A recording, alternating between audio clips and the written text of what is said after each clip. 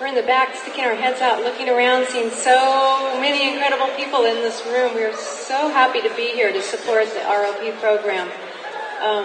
I also saw a couple other folks that we want to acknowledge. I think I saw Allison Thompson, one of our new wonderful city school trustee board members. So I just want to acknowledge, and Vice Mayor Cynthia Matthews I saw as well. So we have the absolute pleasure of introducing your keynote speaker for this evening, for this wonderful event. And both Hillary and I, for the time that we were on Santa Cruz City Council, had the pleasure of when our keynote speaker came to Santa Cruz in her capacity to really help throughout the county with economic development. You could just tell right away, boy, do we have the right person at the right time in the community to help us. And so both of us in our time as mayor got to really enjoy spending great quality time with her and recognize what an incredible resource she is for our entire county and for our next generation. And with that, Hillary will share more about our keynote speaker, and you'll be in for quite a treat. So I have a full-page bio that I'm not going to read. There's really only a couple of things that you need to know about Barbara Mason. Barbara Mason came to Santa Cruz County in June 2012, and she is literally the one-stop shop for economic development in this county. For the entire county, that's it. It's Barbara Mason. She does everything in economic development for us. She's a tremendous leader in our community, and she also manages to do that with two young sons, one who is 13 and the other is 14, which is a pretty tremendous accomplishment. So with that, Barbara Mason.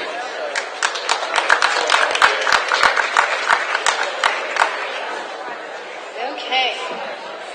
Thank you so much for the great introduction, and it's so great to see so many people here that I know. ROP has a very special place in my heart because back eons ago in the 80s, way before most of you were born, I got to actually help teach an ROP class in restaurant management. So it was a very long time ago. So I am totally enthralled with what you do. I love the patience of all the teachers, and I just think it's incredibly important in our community. But of course, I'm in economics, so my job is to talk about numbers.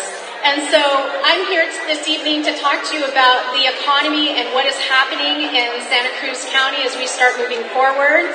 The County of Santa Cruz, just this last November, adopted its first economic plan.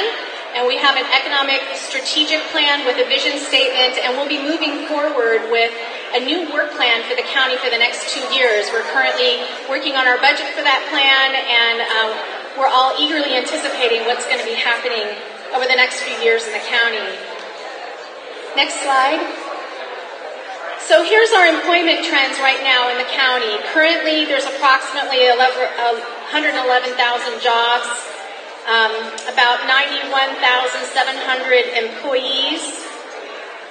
About 8,120 people here work from home, which is significantly a high number compared to other counties across the state of California.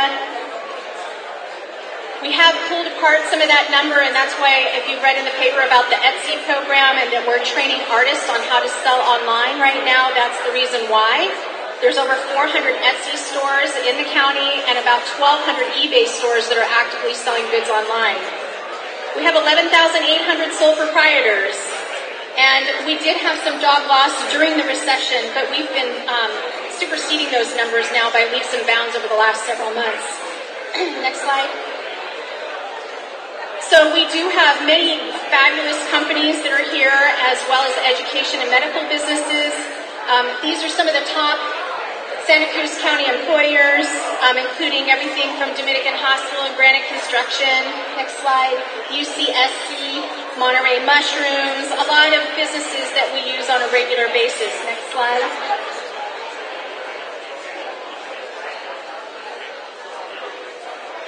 Okay. Next slide. So size statistics. 81.6% of all of our businesses have 9 employees or less. So if you can think about the businesses that you use on a daily basis, we have lots and lots of small businesses here. 67.1% have 4 employees or less, so a lot of micro businesses, a lot of small entrepreneurs, and 97% of the businesses in the county are defined by the state as as a small business, which is less than 50 employees. Next slide. So we talk about something in economic development called the Almighty One. The Almighty One is one job for every working resident in the county. And what does that look like? And in our county, right now we are in a gap of 15,000 to 19,000 jobs. And as a result of that, that's why we see out-commuting. And that's why ROP is so important. So of our out-commuters, next slide, here's where they're going. 15.1% of them are going to Santa Clara County. And then you'll see the other small amounts. But it's about 30,000 people that are driving out of our county every single day to find employment. Next slide. So here's our highest job density categories in the county. And I'm sure you're all going to recognize these: agriculture, leisure and hospitality, healthcare, education, retail, management and administration, profession and technical, and public administration. Next slide. Unemployment by region, just a quick synopsis that the overall average of the county is 6.7%, and we are a little bit below the state average. This number is actually a little bit better now since August. We just got some new numbers. Next slide. But here's the exciting part, and this is, I think, why we're all here today, is to talk about the emerging job trends. Emerging job trends for our county are coming up in 4 very specific areas right now. In technology, which includes all of our startups, and agriculture technology. I know those two things have generally not been used together in the same sentence. Genomics, artificial intelligence and gaming, and recreational products design and manufacturing. And I know we have our bicycle group here today. This is exactly what we're talking about. It's about the creating of the boards, it's creating surfboards, bodysuits. I mean, you go on and on and on about all the great companies that are here and expanding and hiring. Next slide. So what's the impact of this number? So $28, and this is last year's number because it hasn't been updated yet. $28 represents what someone needs to make per hour in order to have a living wage in our county.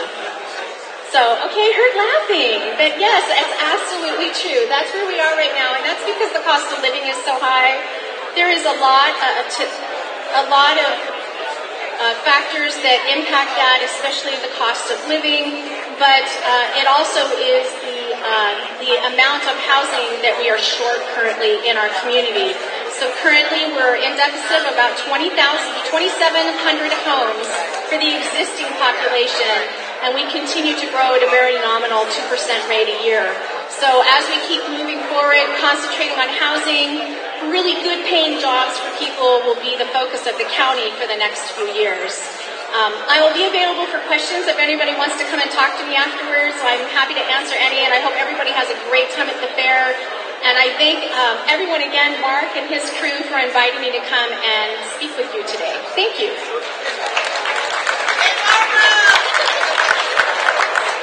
Oh, you can do better than that. A big round of applause for Barbara Mason. Thank you.